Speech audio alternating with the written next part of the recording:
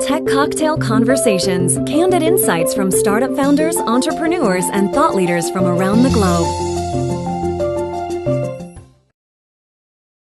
It's fun. But yeah, you definitely get more eyeballs on you when this sort of stuff happens. We're just really grateful. I mean, it's up to us to live up to those. So we're listening really closely to people's feedback. We're coming out of this with just amazing, incredible feedback from people. I think we have a really clear roadmap on where we want to go. And it's up to us to execute.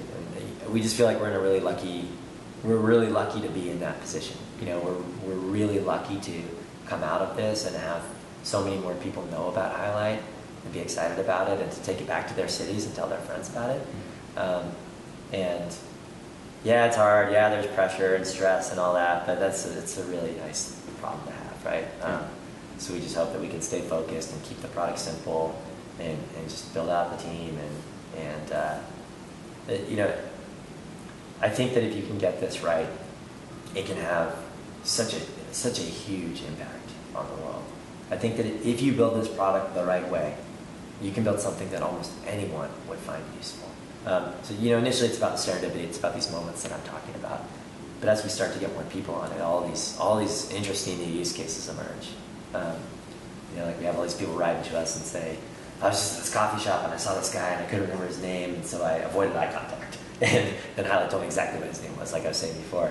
Or you know, maybe 3 months from now we bump into each other in San Francisco and you say, you look really familiar, and I say, you do too. Where did we meet? And the Highlight pops up and says, you guys met in Austin on this date with these 3 people. I mean, everyone has that problem. Where did I meet you? Or how often do you play the name game with someone? Like, oh, you were Stanford 04, do you know so-and-so? You can just open your phone and see who you know in common.